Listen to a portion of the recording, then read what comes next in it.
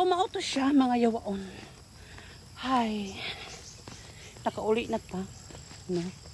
Ging simba ang usa ka yawaon.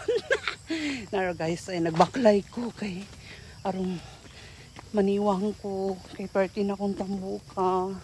Shout out kang Ati Ikit, tag-iya aning saninaa. Shout out na Ati Ikit na tag-iya pod aning sandala. Og shout out Ati Ikit tag-iya sa bago. Tanan akong gisuot Ati Ikit. Ay magbuot kay nangayo ko. Ito siya guys. Ha, nan ako nakauli na ako sa bukid. Paningot ko. Layo-layo na kong baklay. Paningot na ko. And namalit ko gulay. Kay, grabe guys. Grabing kinarnihay sa akong bakasyon. Daghang kay birthday.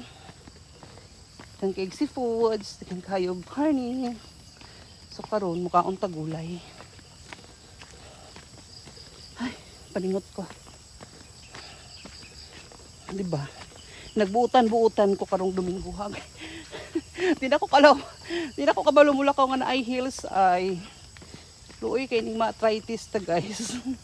Kaya di na ta kabalo mula ko nga na ay takong na ay paas na tsinelas. Tay. Blurred akong mata karong morning nga ay. Kay ngano 12:30 AM pa lang guys nakamata na ko. Sayo kay ko nakamata kay sayo kay ko natulog. Kaya gikapoy ko sa kong biyahe yesterday. Pero still, hayahay ang akong pamati karong buntaga. Very hayahay ang ato ang pamati. Tungod kay gwapa ko. Ug maot ka. Char! Nangaway na puwad. Nagminalita na puwad. Bitaw eh. Lami kayo na mag-water. Lami kayo inom mag-water guys. Sus, daghang kay kong trabaho ron. Dako kay kong gunahon. Dako kay kuog. Hinloon sa kong payag. 1 month ko wala guys.